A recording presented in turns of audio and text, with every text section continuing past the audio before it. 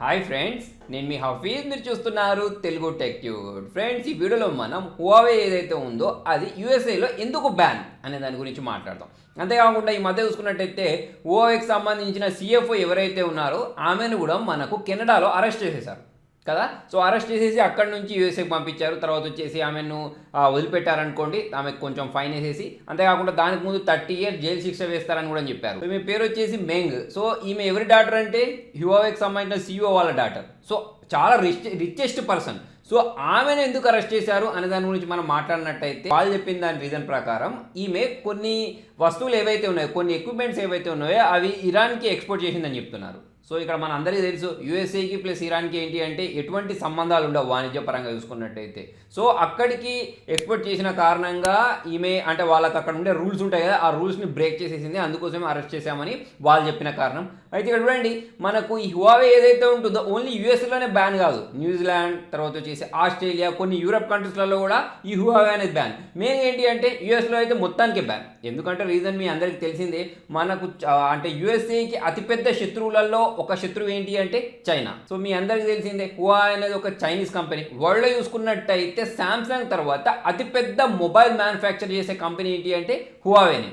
అయితే ఇక్కడ హువావే అనేది ఓన్లీ మొబైల్ మ్యానుఫ్యాక్చర్ చేయడంతో ఓన్లీ మొబైల్ మ్యానుఫ్యాక్చర్ ఒక్కటే చేయదు. ఇదేంటంటే టెలికమ్యూనికేషన్కి సంబంధించిన ప్రోడక్ట్స్ ఏవైతే ఉంటాయో వాటిని కూడా మ్యానుఫ్యాక్చర్ చేస్తూ ఉంటుంది. సో ఈ ప్రోడక్ట్స్ ఏవైతే ఉన్నాయో టెలికమ్యూనికేషన్స్ అంటే మనకు టవర్స్ ఉంటాయి సార్, ఆ టవర్స్లో వాడే ప్రోడక్ట్స్ అయినా కానివ్వండి, లేకపోతే మన కమ్యూనికేషన్స్కి యూజ్ చేసే ప్రోడక్ట్స్ అనేవన్నీ దాదాపుగా ఎవరి వాడుతూ ఉంటారంటే హువావేకి సంబంధించినవి వాడుతూ ఉంటారు వరల్డ్ వైడ్గా చూసుకున్నట్టయితే. సో వరల్డ్ చూసుకున్నట్టయితే అతిపెద్ద టెలికమ్యూనికేషన్ కంపెనీ ఏది అంటే హువావే. ఓకే, సో అందుకోసం చాలా మొబైల్ కంపెనీస్ వీళ్ళకి సంబంధించిన ఎక్విప్మెంట్స్ ఏవైతే ఉన్నాయో వాటిని వాడుతూ ఉంటారు.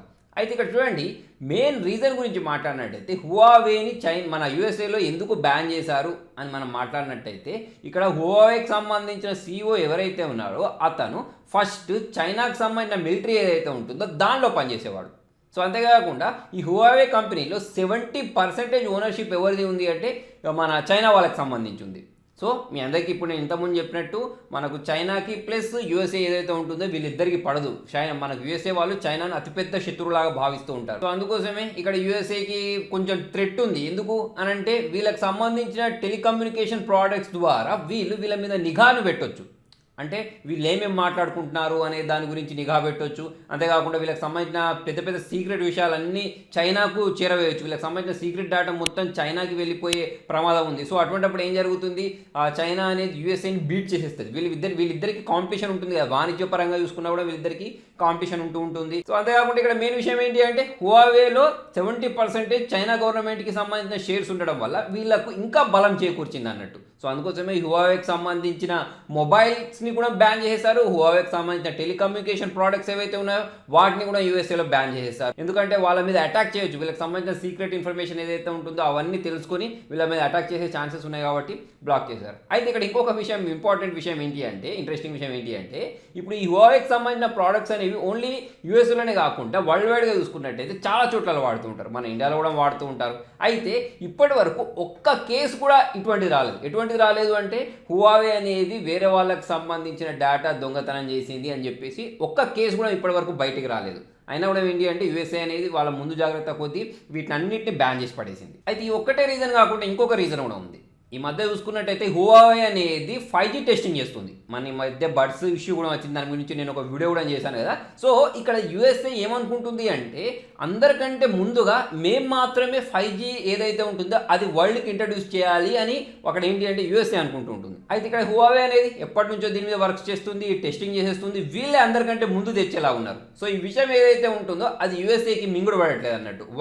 వాళ్ళే గ్రేట్ అనుకుంటూ ఉంటారు కదా యూఎస్ఏ వాళ్ళే అందరికంటే ముందుగా వాళ్ళకి సంబంధించిన ఎక్విప్మెంట్స్ లేకపోతే ఈ 5G ఏదైతే ఉంటుందో వాళ్ళే ఇంట్రడ్యూస్ చేద్దాం అనుకుంటున్నారు. కాకపోతే ఇక్కడ హువావే అందరికంటే ముందు వచ్చేలా ఉంది కాబట్టి వాళ్ళను అడ్డుకట్ట వేయడానికి కూడా ఇటువంటి ప్లాన్స్ వేస్తుంది అన్నట్టు. ఒకవేళ హువావేలో ఫస్ట్ తీసుకొస్తే చైనా పేరు మారిమోగిపోద్ది కదా. ఫస్ట్ 5G తీసుకొచ్చింది ఎవరు ఇండియా వరల్డ్లో వాడిగా చూసుకున్నట్టయితే అంటే చైనాకి సంబంధించిన పేరు వస్తూ ఉంటుంది. సో అది యూఎస్ఏకి ఇష్టం లేదు. నెక్స్ట్ వచ్చేసి ఏంటి అంటే ఇక ఇప్పుడు అక్కడ ఉండే గవర్నమెంట్ ఎంప్లాయీస్ ఎవరైతే ఉంటారో వాళ్ళందరికీ కూడా యూఎస్ఏ ప్రభుత్వం ఒక బ్యాన్ విధించింది అన్నట్టు. ఏంటి అంటే మీరు చైనా నుంచి ఎటువంటి మొబైల్స్ అయినా సరే ఇంపోర్ట్ చేసుకోవడానికి వీల్లేదని చెప్పేసి బ్యాన్ పెట్టేసింది. రీజన్ ఏంటి అంటే చెప్పాను కదా, వీళ్ళకి సంబంధించిన ప్రైవసీ ఇన్ఫర్మేషన్ ఏదైతే ఉంటుందో వాళ్ళకి చేరొచ్చు. అయితే ఎవరైనా తెప్పించుకున్నా కూడా చైనా నుంచి ఇంపోర్ట్ ట్యాక్స్ అనేది చాలా విపరీతంగా పెట్టేసింది అన్నట్టు. సో ఇంపోర్ట్ ట్యాక్స్ ఎక్కువ పెట్టేస్తే ఆటోమేటిక్ చాలా మంది తెప్పించుకోరు కదా, సో అందుకోసమే ఇంపోర్ట్ ట్యాక్స్ కూడా ఎక్కువ పెట్టేస్తారు. నెక్స్ట్ ఇంకొక విషయం ఏంటి అంటే మన డొనాల్డ్ ట్రంప్ టిమ్ కుక్ కూడా ఒక సలహా ఇచ్చాడు అన్నట్టు. దాని ప్రకారం ఏంటి అంటే ఇప్పుడు మనకు జనరల్గా అయితే ఐఫోన్స్ అనేవి వాళ్ళకి ఎక్కడి నుంచి ఇంపోర్ట్ అవుతూ ఉంటాయంటే చైనా నుంచి ఇంపోర్ట్ అవుతుంటాయి. కాకపోతే మనకు టిమ్ కుక్కి తను చెప్పింది ఏంటి, మీరు మొబైల్ అంటే ఐఫోన్కి సంబంధించిన మ్యానుఫ్యాక్చరింగ్ ఏదైతే ఉంటుందో అది మన యూఎస్ఏలోనే మ్యానుఫ్యాక్చర్ చేయండి, చైనా నుంచి తెప్పించుకోవాల్సిన అవసరం లేదని కూడా చెప్పేశాడు అన్నట్టు. దానికి రీజన్ ఏంటి అంటే సెక్యూరిటీ పరమైన ఇష్యూస్ కోసం.